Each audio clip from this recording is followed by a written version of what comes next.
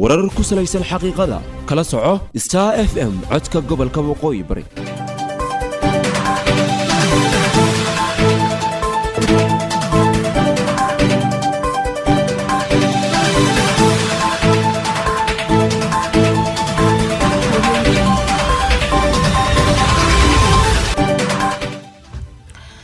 بسم الله الرحمن الرحيم السلام عليكم ورحمة الله وبركاته كلنتو عن أو ناكسن dhageystayaal qodobada wararkan idinkugu haynana waxa kamida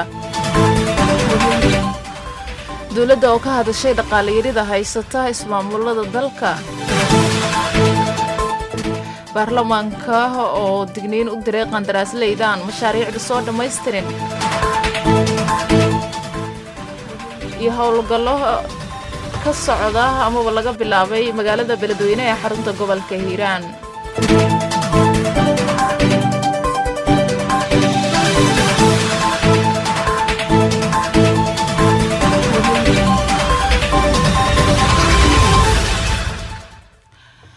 subax wanaagsan dhageystayaal intaasi waa qaar ka mid ah qodobada ugu waaweyn wararkayaga waa subaxnimo khamiis taariikhduna ay ku beegantahay 15 bisha 11 ee November sanadka 2018 ku soo dhawaada warkaas oo faahfaahsan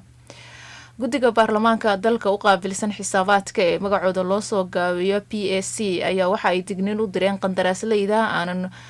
waqtigii lagu heshiiyay kusoo dhameystirin mashaariicda loo xil saaray maba sida habboon aan ku fulin wasaaradda qaabilsan howlaha guud ayaa waxaa lagu amray in ay soo gudbiso liiska qandaraasleyda cadaystay in aynan sameyn mashaariicda waa inay sameeyaan mashaariic tayo ahaan aan wanaagsaneyn inkastoo qandaraasyo badan ay ku baxeen guddigan uu gudoomiyaha ka yahay xildhibaanka laga soo doortay deegaan baarlamaaneedka Kenya Opiyo Wandaya ayaa waxa ay soo saareen amarkaasi ah in shakhsiyaadkaasi laga mamnuuco inay qaataan qandaraasyada dawladda dhexe iyo kuwa maamul goboleedyada intaba waxyaabaha kale ee uu guddigu soo jeediyay ayaa waxaa ka mid ah in liiskaasi lasoo bandhigo si dawladda ay go'aamo waafi ah uga qaadato ka hortagidda in aan qandaraasyo la bixin gaar ahaan aan dadkaasi la siinin mashaariicda aanan si habboon ama si wanaagsan loo sameynin inkastoo qandaraas lagu qaatay ayuu waxa uu xildhibaanka ku sheegay in ay ka mid yihiin maxkamad ku taala magaalada Narok sidoo kale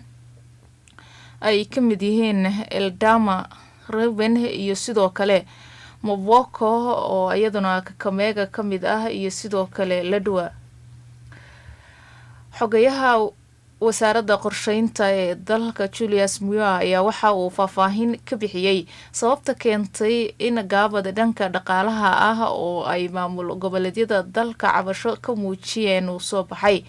waxa uu mas'uulkan carabka ku dhuftay in dawladda dhexe uu qarash badan kaga baxay maareyntii doorashooyinkii sanadkii hore dalka ka dhacay 8 bishii 8 ee sanadkii 2017 ayaa waxaa dalka ka dhacday doorashada guud hase ahaatee maxkamadda ugu sarreysa dalka ayaa laashay natiijadii ka soo baxday doorashadaasi kadib dacwad ay mucaaradku maxkamadda u gudbiyeen waxaa mar kale 26 bishii 10 ee isla sanadkaasi dalka laga qabtay codayn kale oo ku celisahayd xogayaha ayaa ka xareeqay in dib u dhaca ku yimid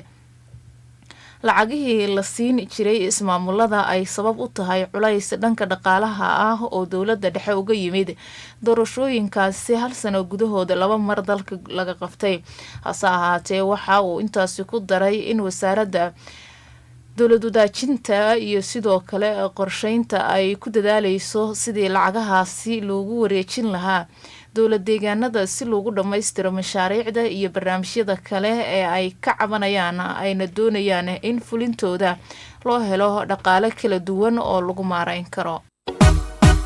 wararka gudaha Soomaaliya iyo waxyaabihii ugu dambeeyay ee ka dhaca caalamka ka dhageyso Star FM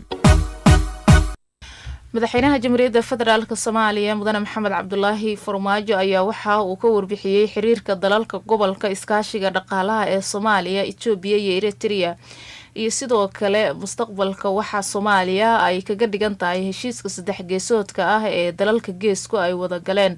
madaxweyne Farmaajo waxa uu sheegay in 30 sano ee lasoo dhaafay dalka Soomaaliya faragelin toos lagu hayay, waxaana uu xusay in madaxdaasi uu la kulmay ee dhigiisa ah oo kala soo hadlay sidii wadankiisa looga deyn lahaa faragelinta keentay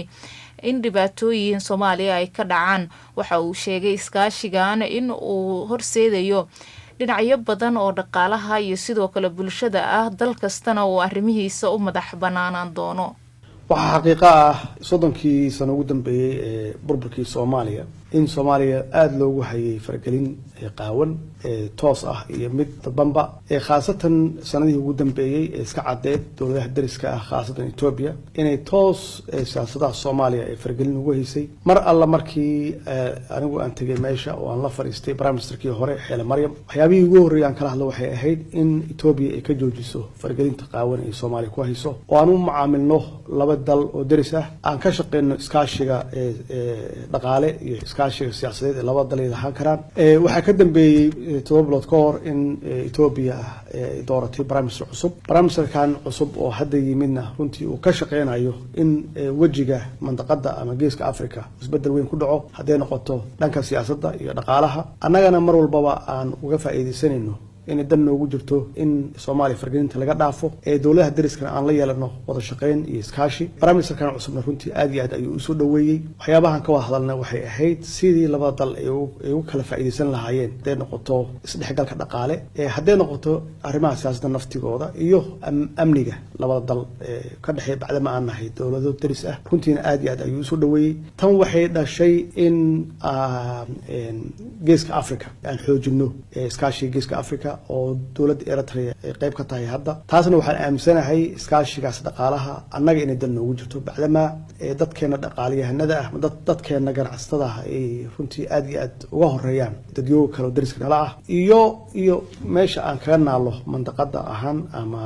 regionka aan kaga naalo iyo xeebaha aan leenahay iyo dadkeena sidii u fircoon yihiin oo ay xaqiiqatan ay dhanka ganacsiga ah ay uga faa'iideysan karaan xiriirkaas dhaqaale aan leenahay dowladaha dariska ah. weliba aan daneynayno inaan sii ballaarino oo aan gaarsino ilaa South Sudan ilaa Uganda aan gaarsino. maxaa yeelay waxaan ognahay dadkeena ganacsatada ah xitaa inay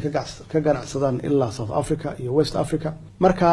waxaan u aragnay inay runtii tahay wax anaga dan noogu jirta oo aan ku xoojinayno dhaqaalaheena, aan ku xoojinayno ganacsatada, aan ku xoojinayno marka arrimaha siyaasadda naftigeeda waxay kabaysaa arrimaha dhaqaalaha oo Soomaaliya in laga joojiyo wax la wixii faragelin ah. Ethiopia iyo Soomaaliya iyo Kenya iyo guud ahaan dadka dariska ahna aan wada dhaqano dad siman oo aan midka kale aanan faragelin toos aan ku haynin mid dadbanba. shirkii ugu horeeyay oo 3 geesoodka ahaa waxaan ku qabsanay meesha ahayd Asmara Eritrea. kii labaadna wuxuu ahaa usbuuci la soo dhaafay Baxardaar iyo Gondor aan ku qabsanay. kan saddexaadna wuxuu ka dhici doonaa Muqdisho hadduu Ilaahay yiraahdo. waxaan isku dayeynaa inaan ballaarino dadka ka soo qayb galaya oo waliba aan isku dayno